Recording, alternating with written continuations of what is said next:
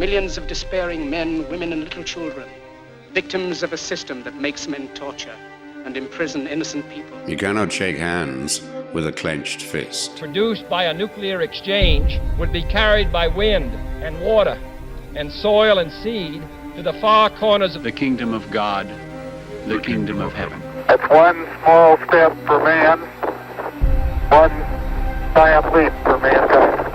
We're not saying that planet Earth is coming to an end. We're saying that planet Earth is about to be refurbished, spaded under, and have another chance to serve as a garden for another civilization. Most of the people in here are just your reflections. They're your mistakes. 1776 will commence again if you try to take our firearms. 1 million of the planet's 8 million species are threatened. You are what you repeatedly do. Therefore, excellence ought to be a habit, not an act. Your lives and the credibility of the United Nations is at stake. Epstein didn't kill himself. The reason this is such an interesting time is not only because we're on the threshold of the end of this civilization. They're trying to take you out with bullshit. The experience of the past 2 years has proven beyond doubt that no nation can appease the Nazis. To those who can hear me, I say, do not despair. The misery that is now upon us is but the passing of greed, the bitterness of men who fear the way of human progress.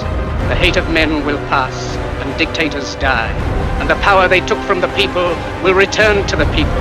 And so long as men die, liberty will never perish. In the language of the U.S. Department of Defense, these are unidentified aerial phenomena. Roswell's a very interesting place with a lot of people that would like to know what's going on. There is very compelling evidence that we may not be alone. This is the Garden of Doom. Welcome everyone, it's Garden of Doom, and we're revisiting with our good friend Reverend Jim Willis, who, we're recording this on August 27th, 2023, and just yesterday in real time, I dropped the last show we did, which was published, the show on American cults. I listened back to it yesterday. It was a great show, so certainly check that out. And Reverend Willis has been on our show several times. So you should check out all the shows, starting with Censoring God, which was the first book I became aware of him with.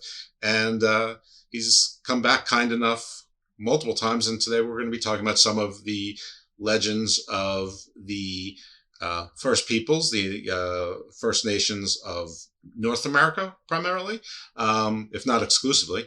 And I'm sure I will be publishing either a week before or a week after a show I just did with Evan and Stephen Strong from Australia on some of the similar topics for what they call the original people, what you and I probably know as the Australian Aborigines. Now that show gets a little bit fantastical in some areas, and perhaps you believe it, perhaps you don't believe it all, and that's fine. That's cool. And that this show is not about trying to preach to you on what you need to believe or not to believe, just to provide you with information and perspectives, and you can decide. But very interesting on the First Nations, or the original stories there, despite what you might think of some of the archaeology and other things that were discussed there, and hopefully we'll have the Strongs back on to focus in on some things. But without further ado, I want to welcome in Reverend Jim Willis again. It's like I feel like I know you so well that I almost take you for granted here, and I go prattle on and on for 2 minutes without even saying hello. Hi, Jim. Hi, Jeff. Good to be with you again. Yeah. How are you? Oh, I'm trying to survive the hot South Carolina weather. What a summer it's been. Wow. Yeah. Walk outside, it's like walking into a wet blanket. Oh, man. Yeah. But in here, it's air conditioning. I've got the fan going. I hope you can't hear it. I can, but that's okay. There's nothing wrong with a fan. It gives it a tropical feel, like I'm talking to someone that's in the deep dark jungle or something. And you actually are in the forest. So yeah, that's right. Yeah, I came out here 2013, maybe before that. I forgot, not 2011. And I came out here for that specific reason, to kind of get away from civilization, and I did that. Yeah. Out here in the middle middle of nowhere. Yeah, so your permanent walkabout, basically, your Vision Quest. So it's great. So sometimes there are like little internet lags and things like that we have, and yes, Reverend Jim is in the continental United States, but he is purposefully sort of away from major civilization. So but our luck is holding out pretty well. So what we're going to talk about, if I haven't said it already, I think that we have, is going to be some of the mythos and legends, lore, origin stories of the First Nations, which we're not going to be able to do it possible justice because that's hundreds of different tribes or cultures and, many, many different regions, I'm sure that Jim will give us a good sort of survey of some major ones, some of the more famous ones, maybe some of the larger peoples, and or maybe some amalgams. Who knows? But if there's anyone that can do it, we have the right person here. So, Reverend Jim, I'm going to turn the show over to you, and hopefully this will be one of those shows where I talk very little. Oh well, I don't know about that, but yeah, I'm fascinated. Living where I do, I'm right near what used to be the Savannah River. Now it's some of the biggest man-made lakes this side of the Mississippi. But Hernando de Soto, across the river just south of where I am, and headed up into South Carolina and then North Carolina and then west as far as the Mississippi River. And when de Soto came over here, one of the things that his chroniclers say in their journals, they were amazed to find not a simple indigenous people, but tribe after tribe. They said kingdom after kingdom, all different. Some were matriarchal, some were patriarchal. And De Soto kept looking for gold. That was his big thing. Right. And he came with a totally different mindset. There was a great clash of spirituality that the people simply couldn't understand each other. And that's not, to say that there was a Native American spirituality. There are thousands, as you just said. But on the other hand, when you stop to think about the European culture that invaded this continent, and I use the term invaded on purpose because that's exactly what they did, there was a huge difference even in the spirituality of the Europeans who came over here. When you consider, for instance, the Spanish conquistadors and the Irish Catholics that came into New York and up in New England, they were both Catholic, but there was a huge difference between the conquistadors and the Catholicism of the conquistadors and the Catholicism of Irish Catholics. You think about Scottish Presbyterians were totally different than the Lutherans who came over, or the Huguenots, or the Lutheran, or the people who settled in the Appalachians. So there wasn't a white European spirituality. It was many different kinds, but they did have this in common. They all had in common the idea of a God who is other, and they had the idea that somehow God was telling them it was their manifest destiny to take over this country, and that they were the good guys, and that they were to eliminate the heathens who were here and spread the manifest destiny was to spread from coast to coast to take over the country. And they did it. Mm-hmm. And along with that came a kind of an ecological spirituality. They felt that somehow God had given them a nature just to simply act as a natural resource to take care of them. And so they weren't of the land as much as they were on the land. And there were some other similarities we could say. So even though they represented totally different spiritualities, so different religions, there was that natural idea that somehow God had appointed them and that they were here to take over and that the earth was to provide for them. Well, you could say the same thing about differences in Native American spirituality. They were hugely different. The Navajo were totally different than the Apache, for instance, or the Chippewa, or the Shawnee, or the Cherokee. And yet, there was a basic kind of a spirituality underneath all of them as well, in that they saw the earth not as a resource, but as their mother. Almost all of them had the idea of living on the land. And of course, there were, just as you can't say that everybody from Europe believed a common thing, you can't say all Indians believed a common thing. But on the other hand, the Indians had no idea of ownership of land, for instance. When they were brought into a treaty and given a bunch of high-tech presents, like everything from blankets to cooking ware and to G-jaws and stuff like that, and they were told that put your mark here, and they had no idea that the Europeans thought that what they were doing was turning over the land to Europeans. Right. To the indigenous people who lived here, they didn't own any land. Like, talking about who owns the land is like two fleas arguing who owns the dog they're on, that kind of thing. And so there was that clash, and I think that clash stayed with people right through to the very end, until Manifest Destiny took its place, and we had destroyed an entire culture and race of people that had been here for thousands upon thousands of years. And so that basic difference between the European sensibilities, we'll call it that rather than necessarily spirituality, but between the European sensibilities and the native sensibilities, I think that marked the whole problem.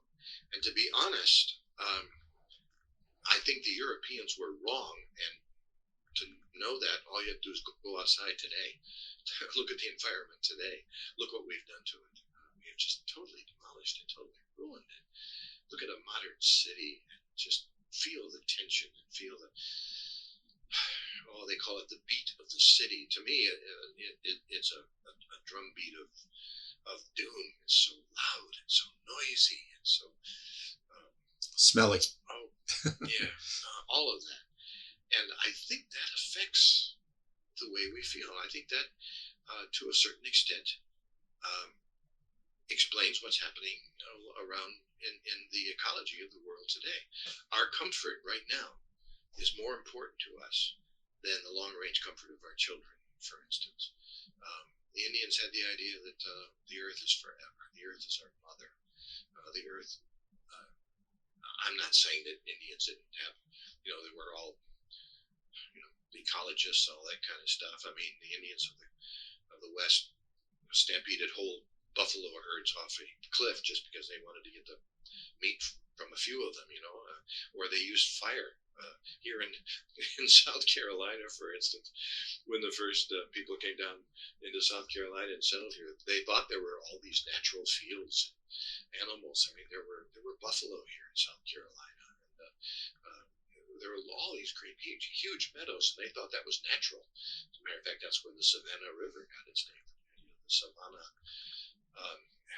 But the natural meadows weren't even real. I mean, they had been. The Indians had used fire to clean out the underbrush and everything else for generations upon generations, maybe thousands of years, and that kind of thing. So when the Europeans came over here and thought they were looking at virgin wilderness, that's crazy. They weren't. The Indians had been using technology too, but it wasn't as prevalent as the iron tools and that idea of conquer it all, and the idea of wiping everything out so you can grow cotton or tobacco, which is both our crops are extremely difficult in this area. Well, sure. I mean, tear up the soil. Yeah, I mean, we can't pretend that the different tribes didn't compete with each other for resources as well. And I mean, while they may have respected the spirit of the buffalo more than we say respect the spirit of a cow that we eat for the burger, they still killed the buffalo just the same. I mean, there was more. I mean, first of all, there's less people, but there was some more idea towards sustain, that you had to live in some sort of balance or you wouldn't live at all. The land had to thrive for you to thrive because you were counting on things growing, and you needed the herds to come in predictable migrations, and you used more parts of the animal for more practical things, which you one could analyze that as more romantic or less romantic if you want to. And we go through phases with our own culture where we overly romanticize things, but they were definitely better stewards of the land, whether that's because they had a better soul or, it was tradition or just it was more practical. I don't know. I mean, it probably doesn't matter, but yeah, we've done a lot of environmental raising, as in RAZ, not RAIS, of land in a very short period of time. And again, I think it's sort of that there is that religious element to it, that it shifted to the brown and black people are natural resources to us, to the world itself is the natural resource that was provided to us by God for, whatever purpose. And there is a bit of that manifest as that's an entirely different show though. And we have to, you're absolutely right. We have to avoid by any means stretch of imagination this idea of the noble savage. It never really existed, and we have to be careful to stay away from that mythology. On the other hand, there was something about the Native American lifestyle could provide only for a certain amount of people. So nature took its course, and when the people harvested the resources of a particular area, they were able to move and wait for the area that they had left to regenerate itself. And that's something the Europeans couldn't do. From the very beginning, I find it really interesting to go back to the very third, fourth chapter of the Bible to read about Adam and Eve, our mythological ancestors, and they had two sons, Cain and Abel. And Cain was the first murderer, and the first thing he did after he committed his murder of his brother was to go out and build a city. Right. And that is something that is not uncommon in all Indian cultures. I mean, the Anasazi, the Navajo, certainly built cities. Chaco Canyon may have been the biggest city in the United States until New York finally caught up in 18 something or other like that. So they certainly built cities. But on the other hand, there was a tendency to move on, and there was also a tendency for traditionalism. I live in a fascinating area between South Carolina and Georgia, and right down between me and Augusta, there is an island that had a tremendous amount of Native American artifacts that were mined there, a lot illegally, so they ruined a lot of archaeology there. But there was a group of people who said they had come in from the west, probably crossed the Mississippi and migrated here, and they had certain customs. For instance, they were a matriarchal organization. Women were pretty much led the tribes. And they encountered when they came here, we'll call them the people of the river. They met here another people, we don't know their names, so we'll call them the people of the hills, who were more migratory and had been here for generations before them. And they had totally different customs. And yet the archaeology seems to say that these two people, the peoples of the river and the people of the mountains, the woods, they lived together for about 1,000 years and didn't mix their cultures. It was kind of like a Romeo and Juliet kind of thing, and they didn't mix their cultures until finally they went the way all cultures did. People of the river loaded up their canoes one day, nobody knows why, and sailed south down the Savannah River toward the sea. People of the hills just kind of gradually went away. We found arrowheads, for instance, the Savannah River dart points that were chipped and carved. We found them right out here on our property that were carved by these people of the hills who used to come down here and hunt around here. And we found this perfect Savannah River dart point, which was obviously made from rock that came from up in northern North Carolina rather than South Carolina. It was an imported rock, which means trade and everything else. And the last person to use it probably killed an animal right here, or threw a spear in mist or something. And there it sat right there until we planted a rose bush, and there it was 2 feet down when we dug it up. But these two cultures, we could call them both Native Americans, and yet they lived right side by side to each other, and it didn't mix at all to speak of. I'm sure there must have been some, young people being what they are. I'm sure there was some frolicking. Oh, don't run off with a hill person. Your mother and I would be scandalized, that kind of thing. I'm sure that happened. But basically, the cultures just remained totally separate because there was such a sense of tradition. They cooked their food different. One of them used soapstone to heat it in the fire and then put it in water and get the water boiling that way. The other used clay pots. Matter of fact, there's a good indication that pottery was invented in this part of the country, right down here near Augusta, where I live. And all these kinds of different ways of dealing with it. They lived side by side for all of this time before they went their separate ways. Now that has to imply some kind of a culture, some kind of a religion, some kind of a spirituality, because there are no other forces, I don't think, that are that strong that can keep those kind of cultures going. I know the Israelis, the early Jews did it in Israel. The Jews and the Canaanites lived side by side for hundreds of years, if not thousands, without mixing cultures. But it was part of their religious belief. Abraham, it came with the Abrahamic religions.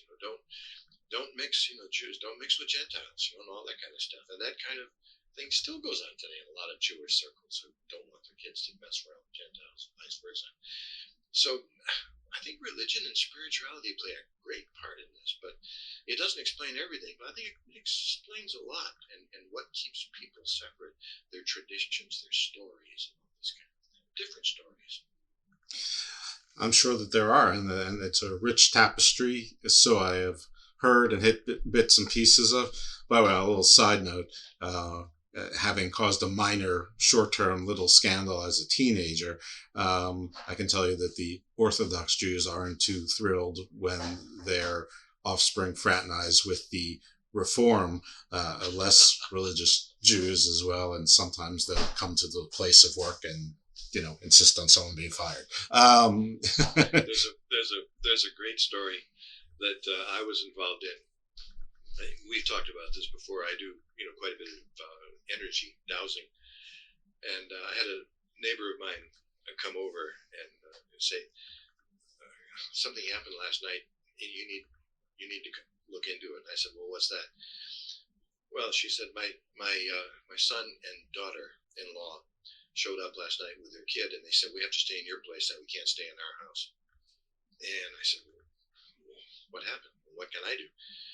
Well, she said there was so much supernatural stuff going on in the house, and things were banging around and scaring the kids, and we were petrified. We didn't know what to do, so we left. So she said, can you come over and take a look at it? I said, oh, sure, be glad to. So she brought over, I had a piece of paper, and I said, outline the house for me, draw a picture of it so I can see it. So she did, and I kind of doused it and got some strange things with the pendulum. I said, yeah, let's go over there. So the next day, we went over to the house, and I carefully, with my dowsing rods, dowsed around the outside of the house, and I found the house existed right where two strong energy lines crossed. And so I went inside, and to make a long story short, because we're not talking about dowsing here, but make a long story short, what I discovered were two spirits there, very happy spirits, and they didn't want to leave. I didn't want to be, use the bell, book, and candle and be an exorcist and be gone spirits and all this kind of stuff. But I said, I wonder what's going on here. And it turns out that this house was the place where just after, back in the days of Jim Crow laws here in South Carolina, which were pretty severe, there was a woman lived here who had a relationship with a black man. And you just didn't do that back then in South Carolina. Two different cultures, two different religions. Well, not necessarily different religions, but different spiritualities. And she had a sexual relationship with this black man, and the people were incensed. And one night, a drunken mob shows up, takes the black man out, and lynches him. And she spent the rest of her life in that house by herself. She would not marry anybody else. And she was kind of considered the town eccentric and all that kind of stuff. And the eventually she died. And as near as I can tell out from my dowsing of the spirits that were there, what had happened was they reunited on this place of very powerful earth energies where two ley lines crossed, or two energy lines crossed. And they were very happy because for the first time they could be together in death, if not in life. And so I didn't know quite what to do. I said, well, stay here and be happy. I'm not going to try to drive you out or anything like that. As long as you're happy, just, take it easy and don't mess up the furniture too much. So are we insinuating here that what caused the poltergeist was actually the happy reunion, and they got a little excited, ghost bumping nasty? It sounds terribly simplistic to say it that way, but yeah. And well, good for those kids. my neighbor's son and daughter-in-law went back to the house. They knew what was going on. They knew there was no problem. And every once in a while, they'll hear something strange or see something strange happening or feel something strange. And but they're not worried anymore. It's just their roommates dancing. That's all. Yeah. What can you say? That's all. No problem. And so cultures can mix, and these two mixed very happily as individuals. But of course, the culture that they were living in wouldn't accept it. And I'm sure it was that same way, when they went and lynched the black guy, for heaven's sake. I'm sure it's the same way when white culture and when European culture, rather, and Indian cultures got together. I'm certain there were some nice relationships formed individually, but the cultures were just totally against each other. And as a result, this country comes along, and the Europeans were so strong, and their technology was so advanced, that we built this great country and fulfilled manifest destiny from sea to shining sea. But we did it by enslaving one race and pretty much eliminating another one. And it doesn't say much for European culture. I mean, I love my country, but I'm not really proud of a lot of the things we have done, that's for sure. And the same thing happened you mentioned Australia earlier. Same thing happened when the British took over Australia. I mean, look at the terrible things that were done there to the indigenous people of Australia. And they accused the Australians, for instance, the Aborigines, of being lazy and primitive and everything else. And they just didn't understand the tremendous, deep spirituality of Australian Aborigines. I think, quite frankly, we could learn a lot from that culture when things build up and get too much. I've learned personally, sometimes you just have to go out and walk about. The Aborigines understood it. Put everything aside. Oh, but I have all these obligations. Well, forget the obligations. In the long run, put it aside. Get out. Go walk about. Get your head in the right place. And we have so much to learn from these cultures that we have basically dominated, and in some cases eliminated. This is true, and there's lots of books and things like that on the subjects, and I'm sure there's people that there's resources out there to learn about that, and there's outreach centers, and just maybe try and go to a reservation, but make sure you check into it first and make sure you go when and where you're welcome, and go to one of the outreach centers. Yeah, it's hard. When my wife and I were out in Arizona for a couple of years, we were in the midst of writing our book Armageddon Now, the End of the World, A to Z. And one of the things that we wanted to do was contact some Navajo elders and some of the descendants of the Anasazi too, probably, when we were out there. And we found, you just can't go out and start asking questions. You have to go out and start listening first. You listen to the stories. You get to know the people. Get to know the elders. Don't give the idea that I'm a white guy coming out here to pump you for all the information right. you got. I mean, you just won't get anywhere. But we've heard stories from out there. That was where I first became aware of the Navajo prophecy, for instance, of the fourth world. I had read about it. I had read Waters' book and some other people. But to actually get out there and sit out there and listen to those origin stories and hear, and then see how much they fit what we know about archaeology and anthropology. The idea that the Navajos had that we are in the fourth world, the 3 previous worlds were destroyed. I find it fascinating. I find that one of the reasons that the third world, for instance, was destroyed by a flood was because the Indian villages, the young people had taken on kind of a technology, and nobody knows where it came from, but they were talking about flying shields, where you get on this shield and fly to a city, a village that was far away, and wreak your havoc and steal your stuff, and then come back in the flying shield. And it sounds an awful lot like aliens to me. Mm-hmm. But one of the great stories there too is the idea of when the Earth was destroyed by a great flood, when their world was destroyed by a great flood, and they were saved through the help of their ancestors and their spirit guides called the ant people.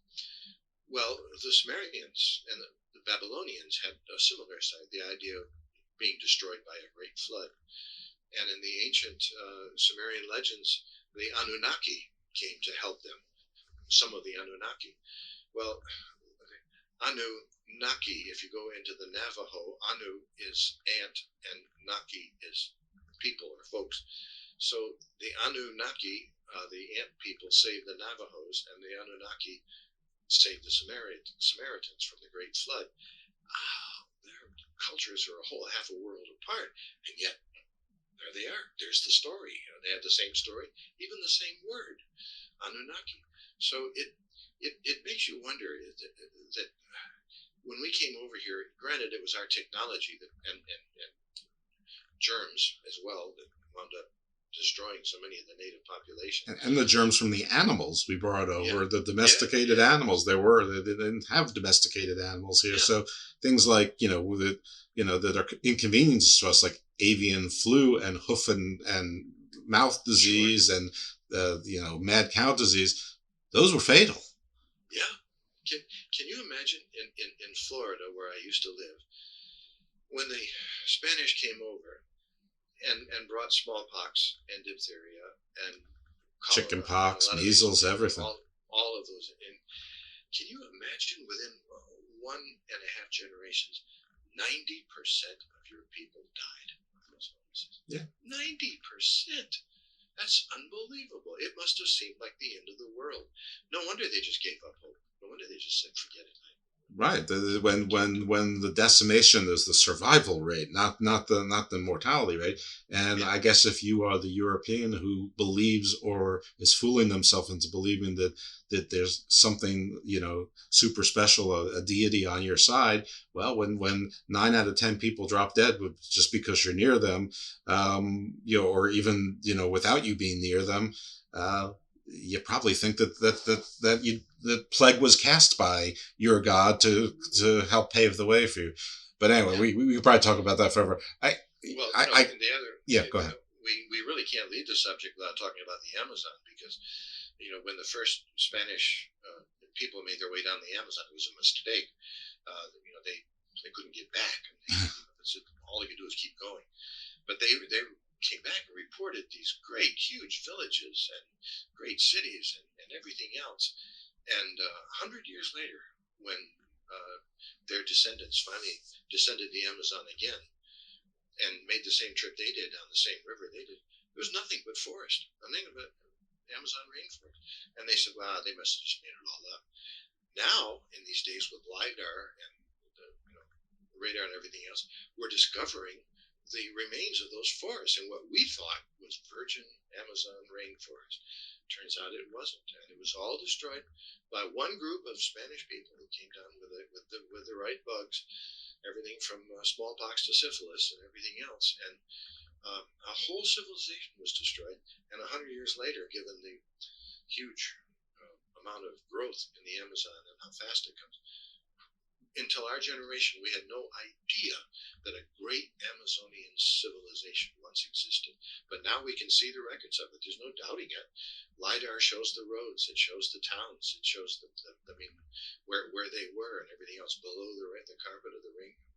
And we've even got boots on the ground where we're cutting down so much of the Amazon rainforest now to make grazing land for McDonald's and all that kind of stuff that we look at it and now we're actually finding the it's the skeletons of these great villages and cities that live there. It's a terrible thing when cultures clash, and we clash badly, and we shouldn't forget that, because it's so important, so important. It's true, and I'm reading some science fiction books now, and if you look deep enough into it, or maybe not that deep, it's basically saying, while things are largely from the human perspective, it's sort of showing how, like, everything but the humans, like, adapt to each other better than the humans, even though the humans are the narrators, and they're by the end of book one, they're the they're the refugees, the subordinates. But it's interesting because some of the other characters are spiders and ants and octopuses and other types of creatures that don't have earthbound names or whatever, and some are actually AI that and all of them are better about adapting and turning your enemy into your friend, because you learn that they have certain utilities that make your society better, and you have certain utilities to make their society better. And it is sort of a metaphor for, humans not so good about doing these things. But in this book, the context is that humans got better at doing it, but only after, basically becoming pushing themselves to extinction, more or less. Anyway, I may as well say it's the Adrian Tchaikovsky Children of Time story. So if anyone's interested in reading it, go for it. But yeah, so I guess since we the first one we started was with the Navajo, or the Dene, and the Anasazi. Let's start there. Well, let's go to the Ojibwe for the fun of it. Okay.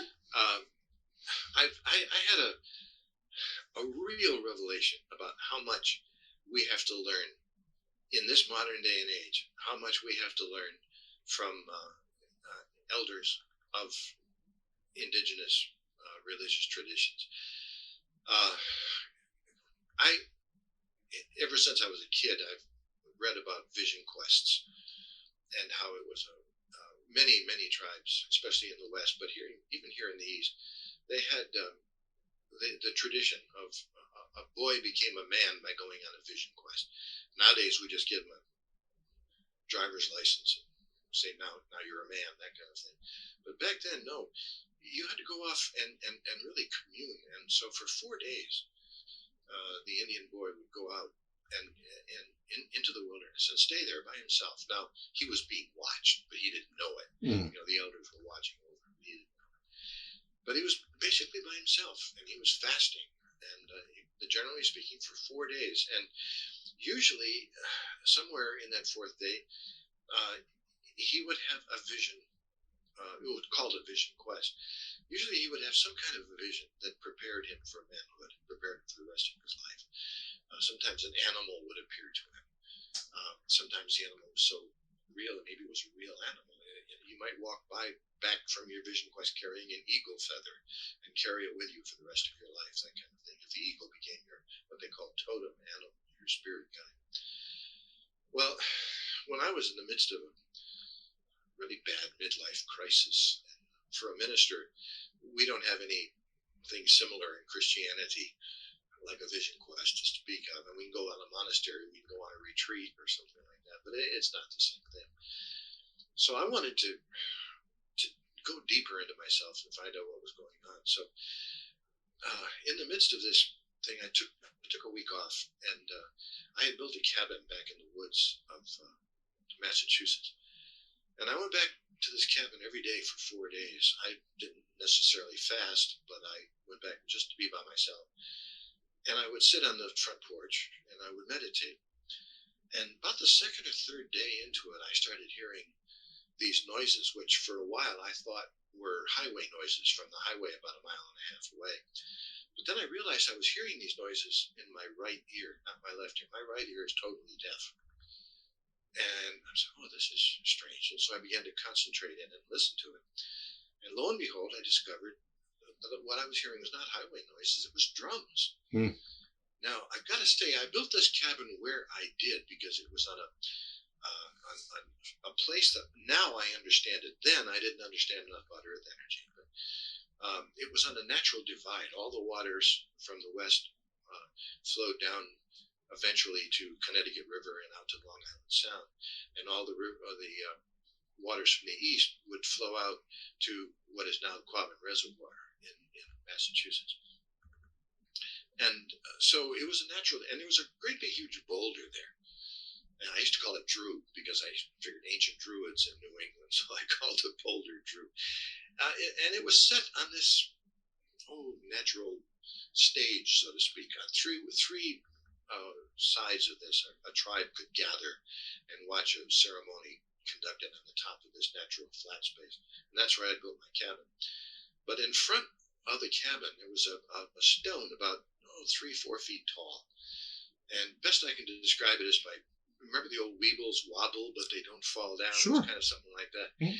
And on the top of that stone, it looked like it had been carved flat. I just began to stare at this stone while I was listening to these drums in my head. And all of a sudden, I didn't hear a voice or see anything, but my eyes were closed, and I saw almost a sentence floating in front of my mind that said, I'd always had an aversion to dancing. I played in a dance band. I led a top 40 cover group for a long time. I used to love to watch people dance, but I couldn't get out and dance myself. I just couldn't do it. I went to a psychiatrist one time, a friend of mine. One night we were having a couple of brews, and I said, why can't I go out and dance? He says, loosen up. Well, it didn't work. I thought maybe I could unravel some of my psyche or something like that. Well, I was listening to those drums, and I was watching that stone that appeared to be carved, and all of a sudden this sentence just kind of appeared floating in front of my closed eyes that said, it's not that you can't dance, it's that you won't dance. And I said, what does that mean? And all of a sudden it occurred to me that at one point on this spot of ground, dance was sacred to a people who lived here, and they danced around this boulder in fulfillment of this ceremony that the rest of the tribe would watch from down below. And it was the most uncanny thing I ever saw. I looked at that rock that had fallen down about 3-4 feet tall, and all of a sudden I knew that rock was supposed to be standing up. It was supposed to be a standing stone. And I went and got a shovel, and the next day I came back with a hydraulic jack and some ropes, and hooked up this thing to stand this thing up, and I excavated about 3 feet around this rock, a big circle around 3 feet, and I knew before I got to the bottom what I was going to find. It was a natural outcropping, so the ground itself wasn't more than a foot and a half deep. And I found 7 hammerstones, obviously made on purpose. They were a symbolic representation of tools that were spread out in a fan shape toward the east, and a pedestal that exactly fit, with 3 rocks that exactly fit this rock that I knew was supposed to be standing up. And so I stood it up with my jack and ropes and all this kind of stuff. I stood it up, and when I put it in place, the pedestal swung around so this flat face area pointed exactly to where I had already located, where the sun rose in the morning of the spring solstice. Well, yeah, it was, hair was standing up the back of my thing, and I began to think about the drums and everything else. I called my daughter Jan, who lived in Maryland at the time. She knows a lot about all things Indian. And I told her the story, and she called me back about 10 minutes later. Her voice was trembling. And she said, Dad, when you hear drums like that, it's a symbol of dance. So watch what happens in the future on this. I said, okay. So, well, winter came. And I didn't go out to the cabin much during the winter, except just go out and see what was around. But when I decided on the night of the solstice, the winter solstice, threw a little party out at the cabin, built a fire in the fireplace, had some people out. We drank some mead and burned some sage and everything else to try to say thank you to the spirits of the place. And I played my recorder, my Native American flute. And we sang some songs, and that was about it. Well, spring came, and on the morning of the solstice, I decided to, or the equinox, I decided to walk out there and see what I could find. And lo and behold, the snow had melted away from this particular rock, like it had other natural rocks that were in the area. But right at the base of this stone, there was the feathers, not the carcass, just the feathers of a rough grouse. And so, whoa, what's that? Well, I picked up the feathers, and my first thought was, well, a hawk killed a grouse on this spot of ground right here. But I thought to myself, why on this spot of ground? And why a grouse? So I called my daughter again, and she looked it up for me in her library, and she said, a grouse is a sign of the dance, to get your life in tune with the dance of life. That's what I had gone out there to experience in the first place. That's why I had gone on this retreat in the first place, to get my life in tune, or dance with the dance of life. So it was very meaningful. Well, about a year went by, and I had been invited to go to this special occasion where an old mentor of mine, an Ojibwe teaching elder by the name of Black Wolf, came out to New England from Minnesota a couple of times a year. And he had been commissioned by his tribe since the white buffalo had been found. They could now reveal some things that they could never reveal, stories. So we spent a whole day sitting on the ground, listening to the drums, listening to him tell part of the story. He couldn't tell the whole story because it wasn't an Indian audience, it was a white audience, and he wasn't allowed. But he could tell a good part of his origin story of the Ojibwe people. And I found a lot of connections as I listened to them. But I was thinking all the same time, man, I can't wait till this is over, because as soon as it's done, I'm going to go up and tell them my story about the grouse and the rock and the grouse feathers and all this kind of stuff. So the day was just about over. The sun was starting to set. We were all going up and thanking him, and I said, look, I got to tell you this story. And as I told him this story, he looked bored. And I'm saying, you look bored. This was a vision quest. This was my vision. He said, okay, yeah, you're right, Jim. I'm sorry. So you found the feathers on the west side of the rock. What happened? And I said, wait a minute. I didn't tell you they were on the west side of the rock. How'd you know that? He said, well, that's where I would expect them to be when our people have a vision quest like this. And if this kind of thing happened, then I would expect the rocks, because that's where the spirit departs when people die. And that was probably what was going on. And he was kind of just matter of fact. I said, you mean this has happened to other people? And he said, oh, come on. He said, why is it that you Christians always think that when you pray to your God and he answers you, but you're surprised when you pray to God and our God answers you with a result of your vision quest? And I said, you mean I've been looking for an experience with God my whole life, and now I find out he's an Indian? And he looked at me with this cherubic expression and said, no, she's an Indian. And it was just a classic example of me. I'm a minister, for heaven's sake. I would expect, I'm supposed to expect when I pray to God to get an answer. That's what we preach and all this kind of stuff. It doesn't happen often, but that's what we preach. And now I discover that here, at a time in my life when I needed to pray and I needed to really hear an answer, the answer came, and I did get my life in tune with the dance of life, and I began to change completely in my spirituality. From that's one of the things that marks the huge difference in my life when I changed from moving from Christianity, from religion, to spirituality. That's one of the most significant days of my life. But it had to come to me through an Indian tradition, translated by an Ojibwe teaching elder, into my response in order for me to understand what had happened. So I think it's a huge mistake for us European whites, and we all do it. Even I do it sometimes. I don't mean to. I hate to. When I discover I've done it, I hate myself for it. But to just simply say, oh, these were primitive people here, and they didn't have deep spirituality like we do, because they didn't have big cathedrals and big buildings and everything else. But no, they had sacred mountaintops, and they had caves, and they had groves of woods, and they had deserts, and they had all these were the cathedrals of these people. and their spirituality can teach us so much. But in this day and age, boy, take it from one who has tried and tried. Man, you really got to work to to get out and break away from modern culture. It is hard. And I live here in the woods, and I go back and forth between being way up and way down and all this kind of stuff. But I know the answers are here. It's just that we have to learn how to identify with them.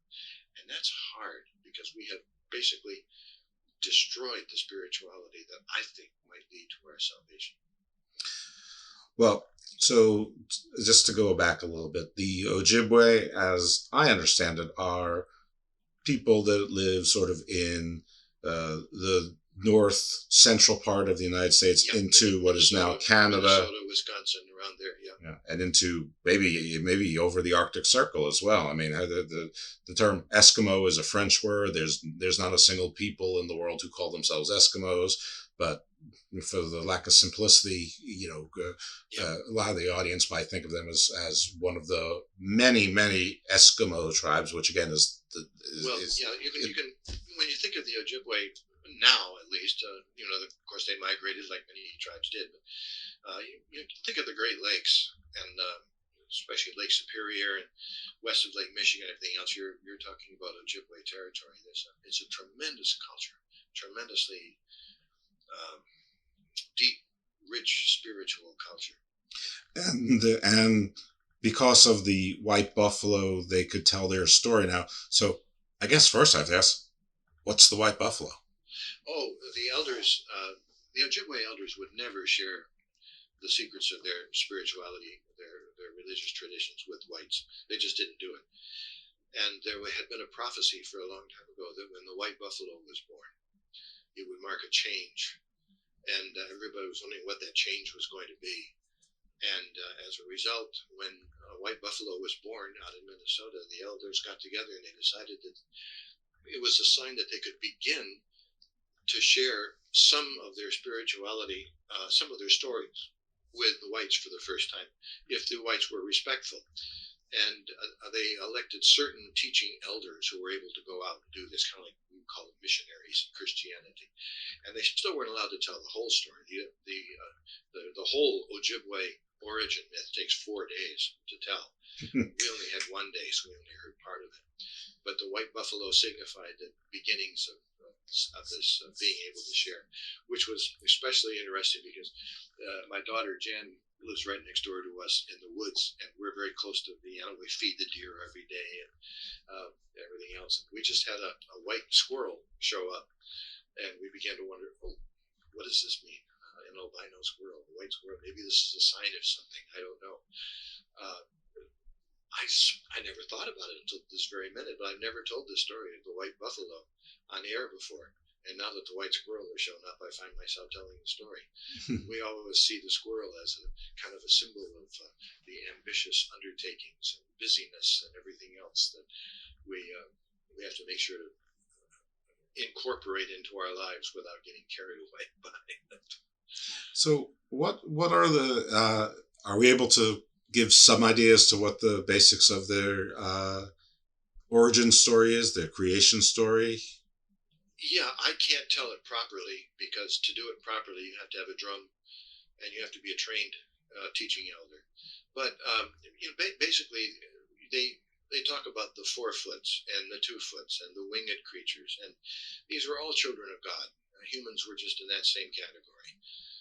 And of course, the Ojibwe followed very carefully the idea of we live on Turtle Island, the idea that the United States is the back of a turtle that was, when the world was destroyed by a flood, this turtle was, and the diving creatures went down to the bottom and they brought up mud and everything else.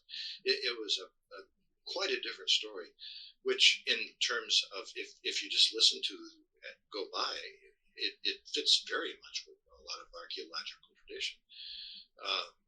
When they talk about Turtle Island and being the place here where we're on the back of this turtle, it's floating in the sea and everything else. How could Ojibways from the middle part of the country, how could they understand the Pacific and the Atlantic when they hadn't been to it? But their trade networks went that far. We know they had trails and things like that. So they were very much in touch with the idea that the United States is an island. And the Great Lakes, oh, what tremendous amount of stories around the Great Lakes. Everybody from Hiawatha and the big lake they call Gitchigumi, and when the gales in November come early, Superior never gives up her dead and all that. You're going with Gordon Lightfoot here, Edmund Fitzgerald. But they were all Indian legends. Yes. It's funny because when I spoke to the Strongs, again, hopefully you'll have either already heard that show or you'll hear it next week. They mentioned, I asked about the turtle, and they said, yes, that's part of, in original people's culture, that's part of the female dreaming is of the turtle, that the earth is on the back of a turtle. And then when you think about mud, I mean, there's so many things with mud, from the golem to that, that humans were created from sand, including Adam, or driftwood, which is Elbe and then Elma in Norse, and Enkidu was made in the Sumerian tales. But you also think of Tartaria. But you can also think about it from, people who are writing a lot about the cataclysms, and that there might have been comet falls or other reasons for the heating that caused the mass end, so this is the southern end of a ice age, which caused floods, which at some point would also cause, earthquakes and tsunamis. But as you get inland, a lot of that would feel like mud tsunamis. And you get a lot of things covered by mud. So it does sort of fit in with a lot of things. And I was also, I was listening to some science podcasts recently this week, as I do every week. And they were all, I guess the discovery of the week is that around the time of the Great Cataclysm, around the time of the great megafauna extinctions, there were also severe wildfires. They found a layer of charcoal, which is consistent with volcanoes and whatever. But because it's so, I think this was in the La Brea tar pit, so I guess I'll have to, cross-reference it with other parts of the world as well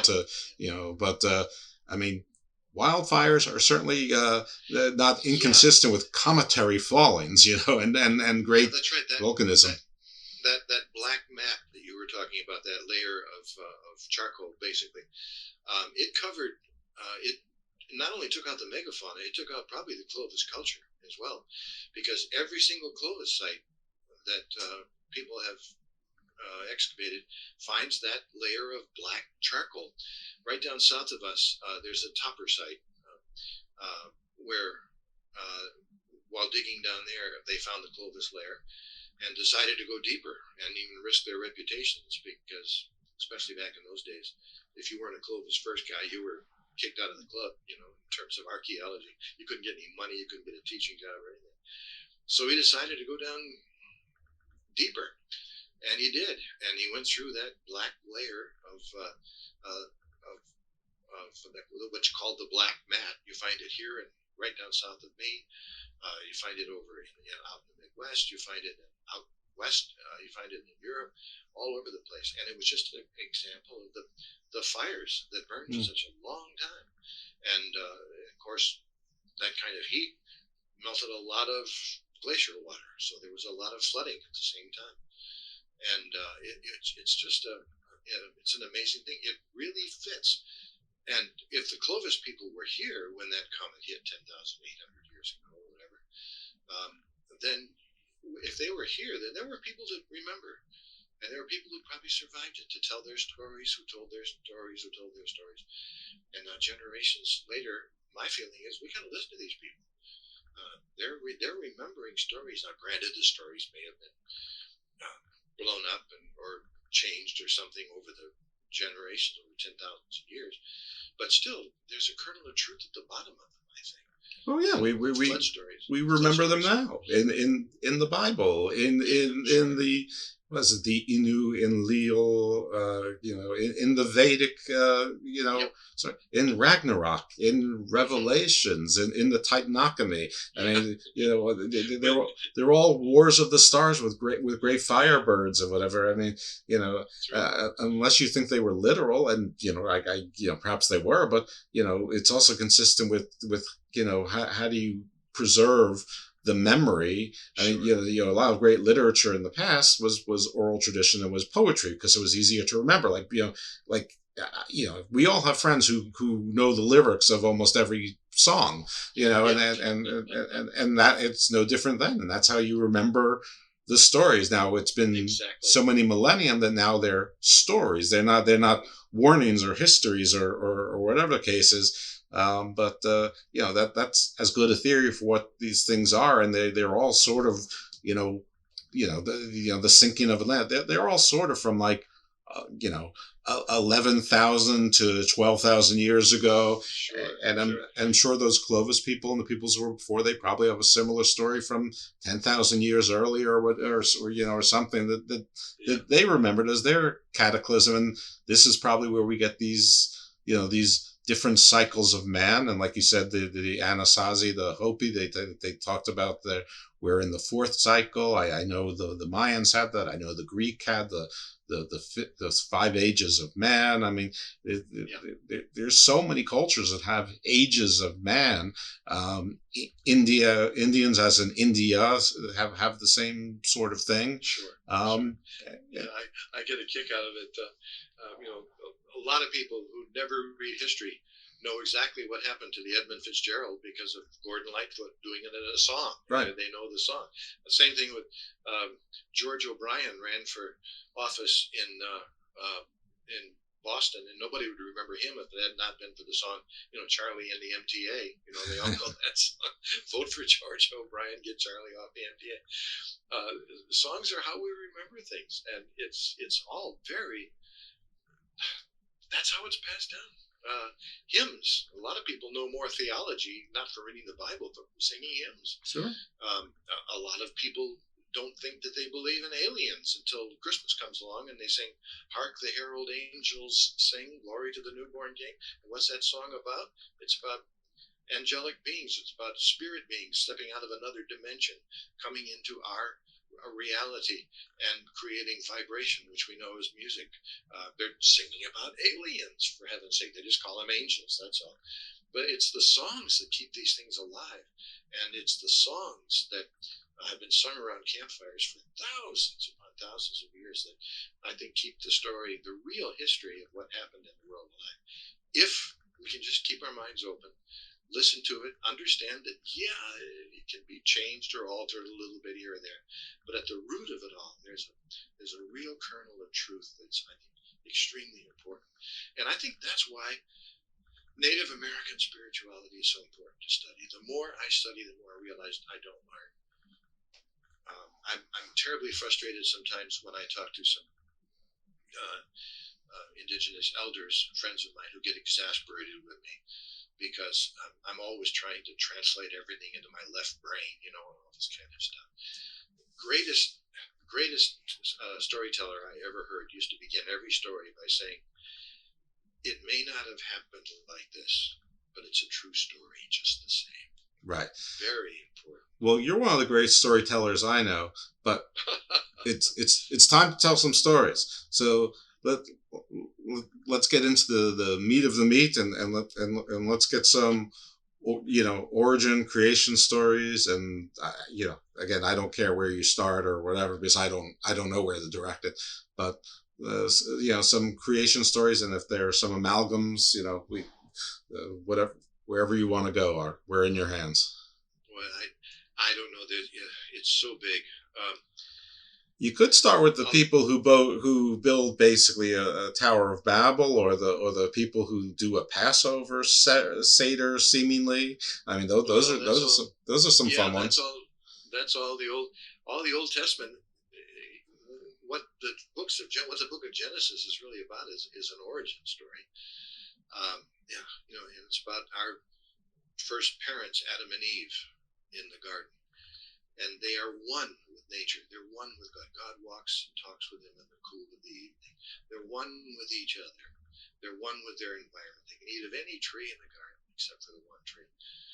And when they do eat of the one tree, the fruit of that tree, the tree of the knowledge of good and evil. Well, the knowledge of good and evil speaks to duality.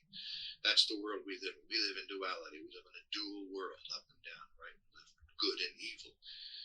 And so when human beings first became aware of the duality, that they had a choice, that they could choose good, but they could also choose evil, that set us down the path that we're in right now.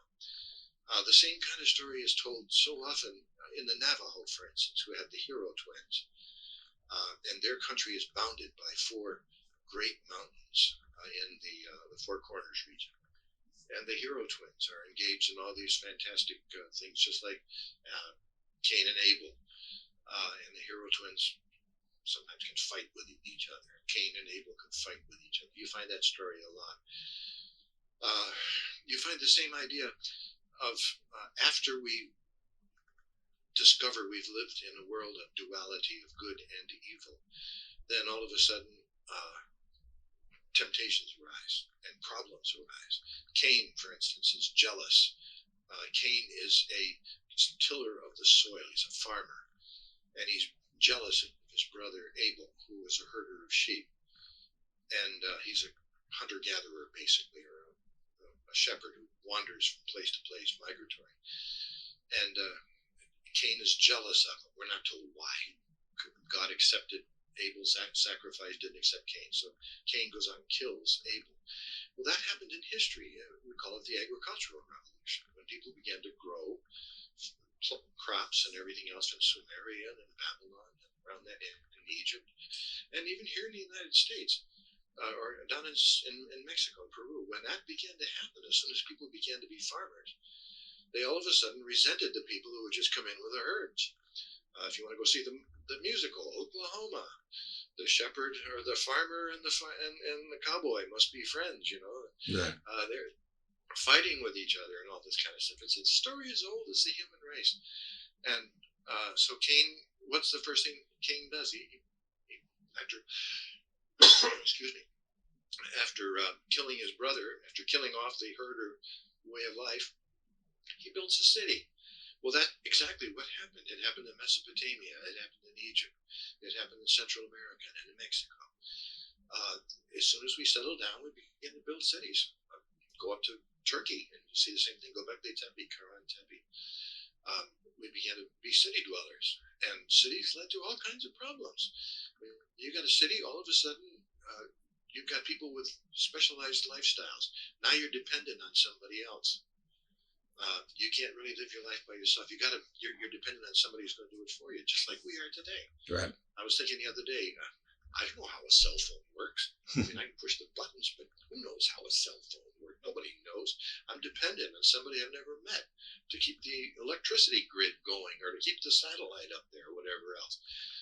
My refrigerator goes out. I got to have somebody come and fix it. I can't fix a refrigerator.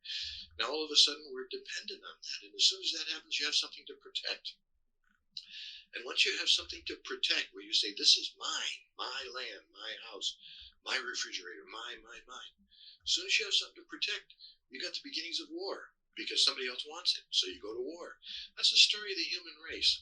And in order to, for a history book to be honest, all it has to do is go back to the indigenous story. It's the Navajo, the Arapaho,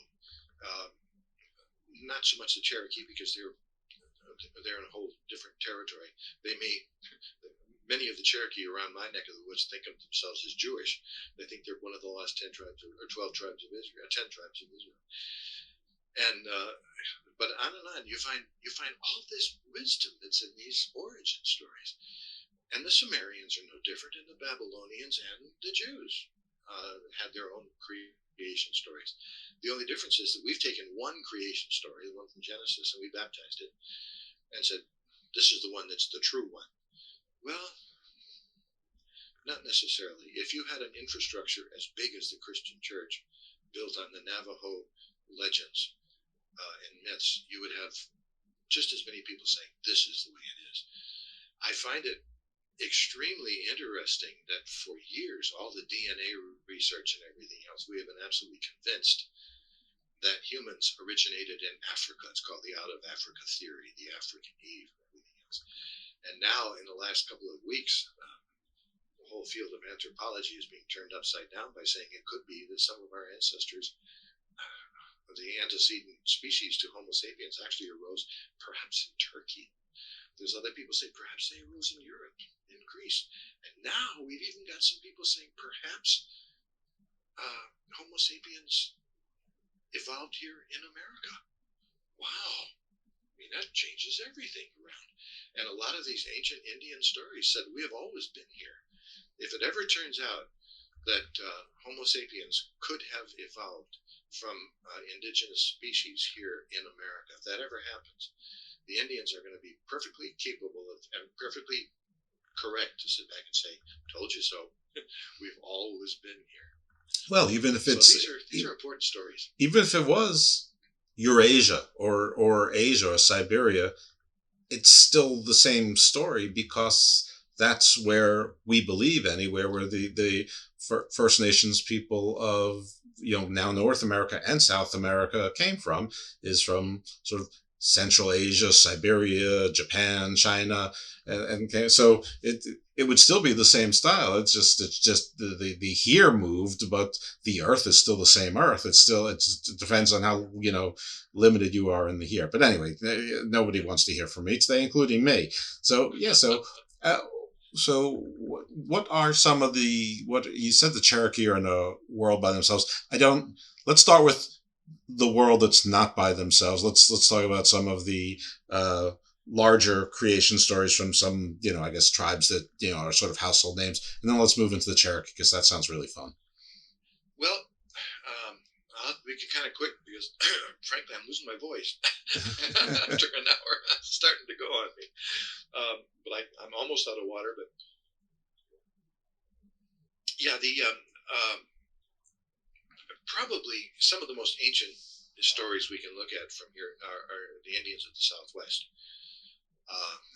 There are tribes that nobody ever hears of, that California tribes, for instance, or in the deserts, in the Four Corners country especially. There's a tremendous story about people arising out of the earth. The hero twins helped make them. People come arising out of the earth in the Four Corners country and then making their way south. And they had to follow a vision.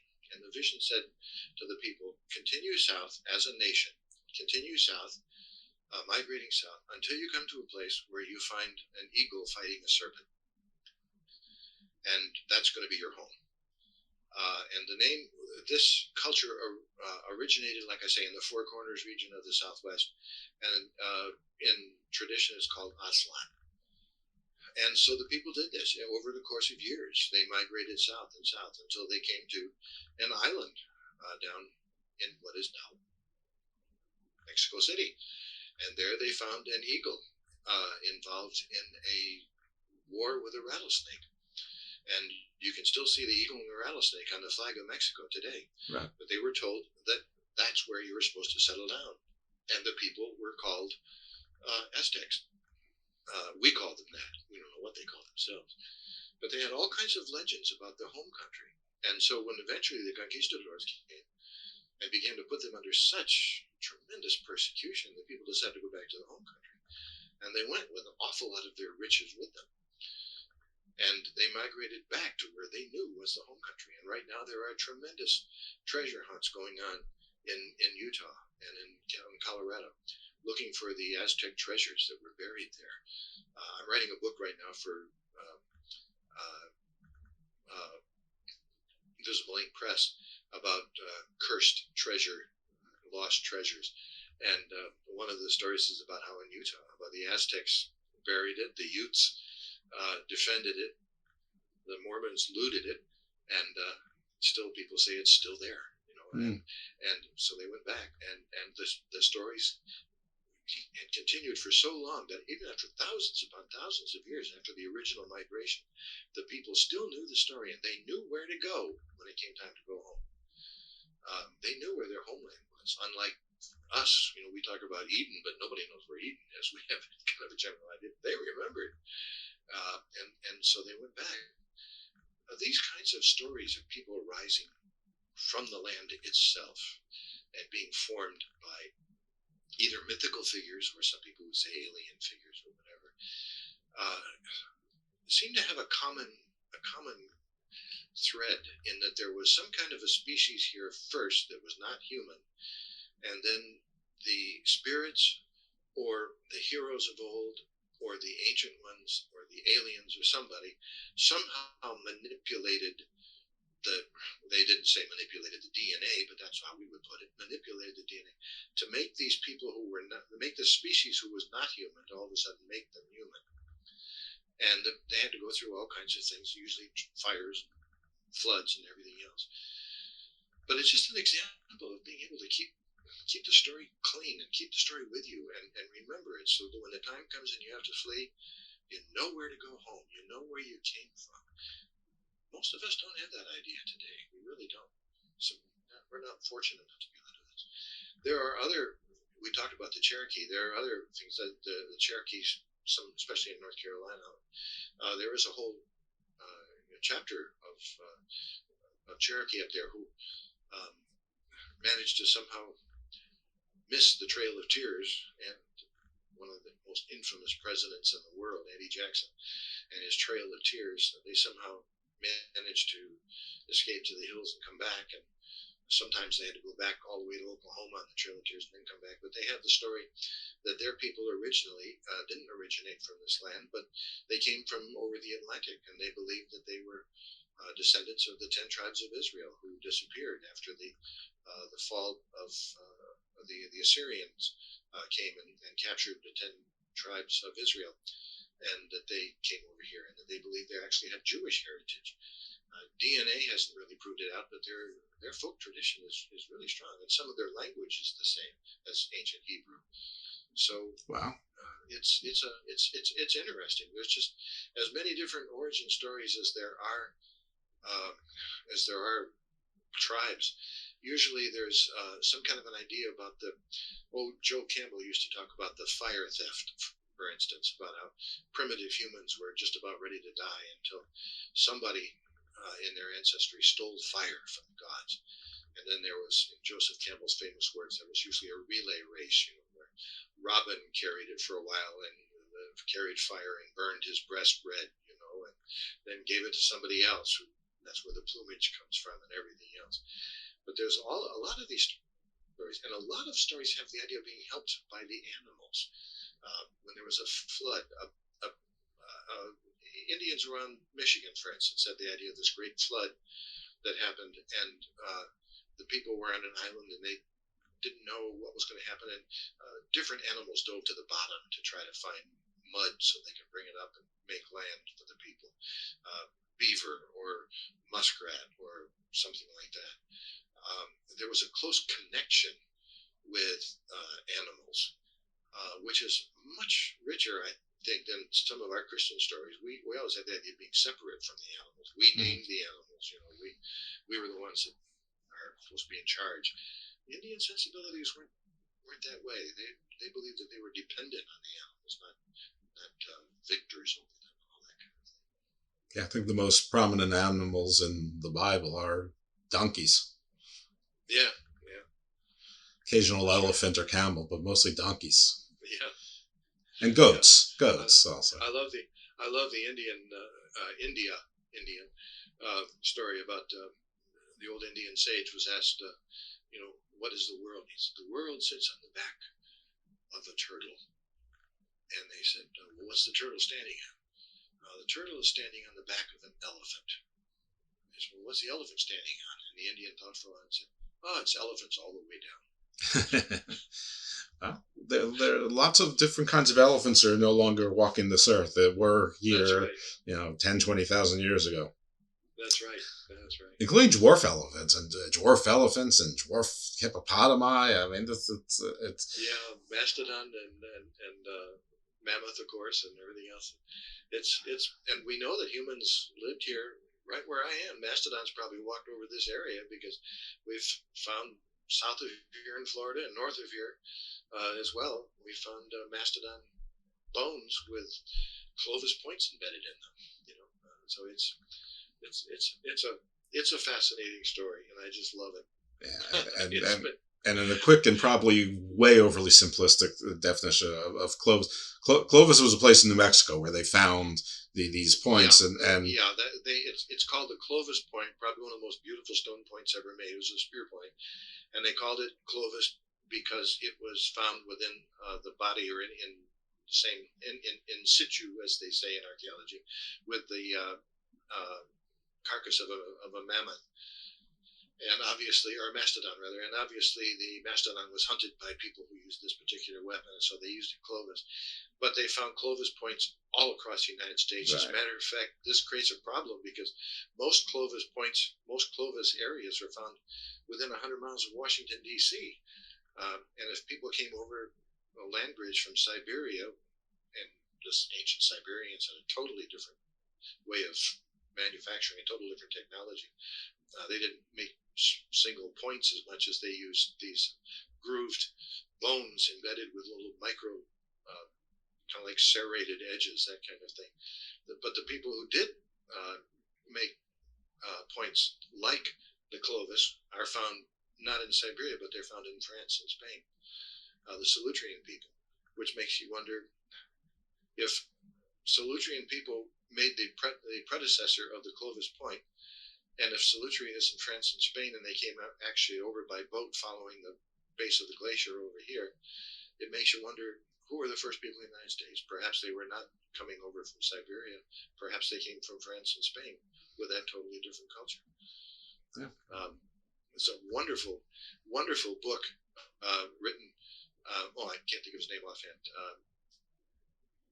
I've got it right over here on my shelf too, but I won't go look for it right now. But he is the head of the Smithsonian, and when the head of the Smithsonian starts talking about people coming over here, it's called Across Atlantic Ice. And if people who are with that kind of caliber, scientific caliber and level, start talking about Solutreans coming over here from France and Spain, we better listen.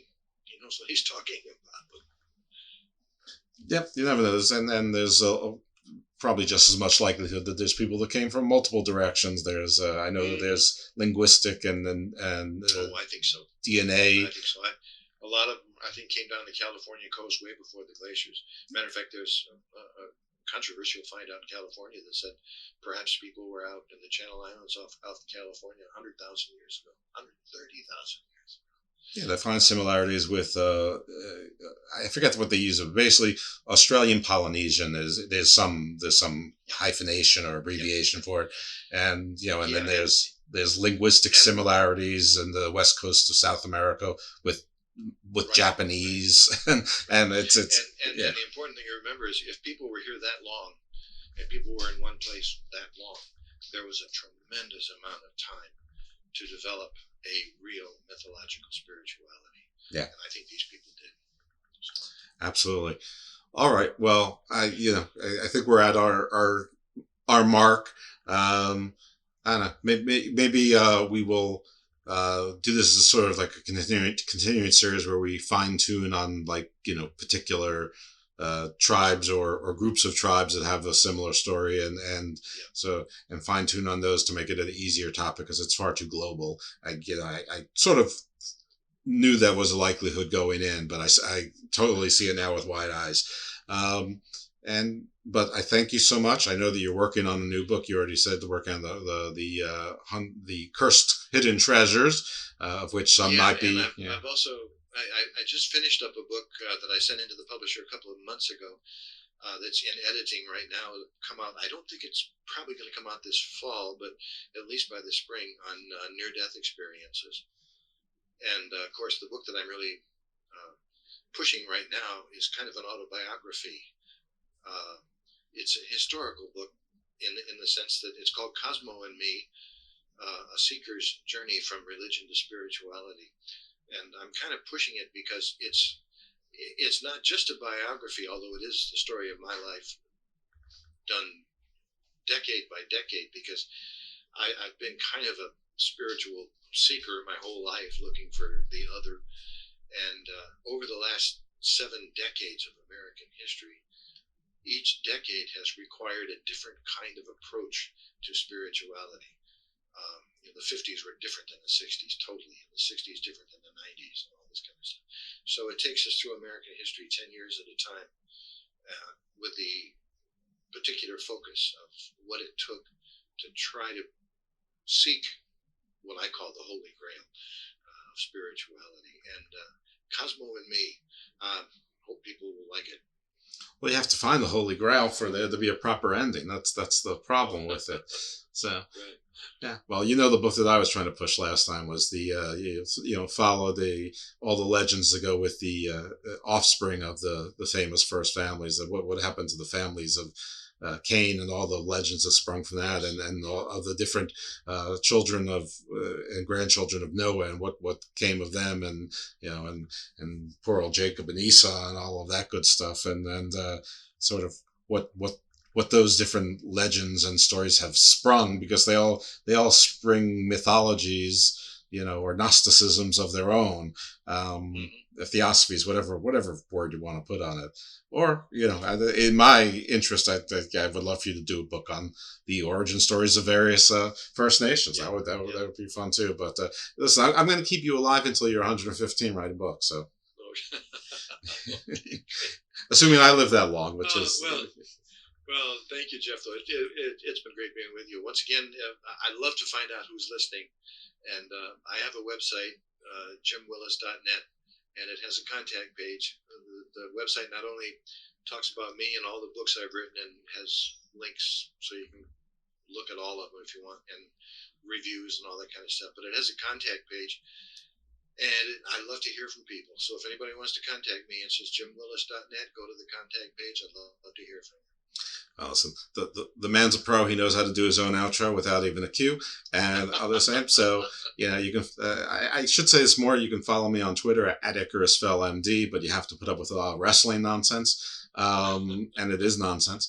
And then, of course, Garden of Doom has a Facebook page, not a group, but a page, and hope that you like the show and that you give it a like, a subscribe, a download, and 5 stars and a nice little review. But more importantly than any of that, to refer to a friend that you think might be interested, because there's something for everything on the Garden Shows. I thank you all for listening. I thank our guest, and you will certainly hear from us next time in the Garden of Doom. Take a moment to remember now. There is nothing to fear. Take a moment to surrender how. And we see it so clear, that the vision of a new earth rise. Here is singing, bringing you here, oh.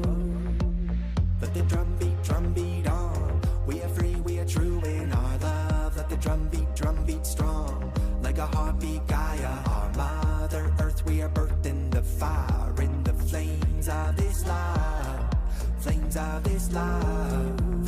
I hear them whispering, the spirits of the land. Open up my heart, help me understand. We're listening to the spirits of the land. Ancient ones of the sacred strands. They're whispering, the spirits of the land. Sing their song, away on our way, oh. Way on our way, oh. I hear them whispering, the spirits of the land. Open up our hearts, help us understand. We're listening to the spirits of the land. Ancient ones of the sacred strands. They're whispering, the spirits of the land. Sing their song, away on our way, oh. Way on our way, oh. Spirit of the land. Spirit of the land, yeah, yeah. Spirit of the land. So wild and free, wild and free. Spirit of the land. Spirit of the land. Spirit of the land, so wild and free, yeah. Take a moment to imagine now, all this beauty coming your way. On the wings of a condor fly, all our prayers for the new earth, Yahweh. We awake to the spiral light, lifting higher, blessed are we, blessed are we, yo. Let the drum beat on. We are free, we are true in our love. Let the drum beat strong. Like a heartbeat Gaia, our mother earth. We are birthed in the fire, in the flames of this Islam, flames of Islam. I hear them whispering, the spirits of the land. Open up my heart, help me understand. We're listening to the spirits of the land, ancient ones of the sacred strands. They're whispering, the spirits of the land, sing their song. Away on our way, oh, way on our way, oh. I hear them whispering, the spirits of the land. Open up our hearts, help us understand. We're listening to the spirits of the land, ancient ones of the sacred strands. They're whispering, the spirits of the land, sing their song. Away on our way, oh, way on our way, oh. Spirit of the land, Ahayo Tirakuna. Spirit of the land, Ahayo Aokikuna. Spirit of the land, Ahayo Aokikuna. So wild and free, wild and free. Oh, Spirit of the land, Ahayo Machula Avanchi. Spirit of the land, Ahayo Abu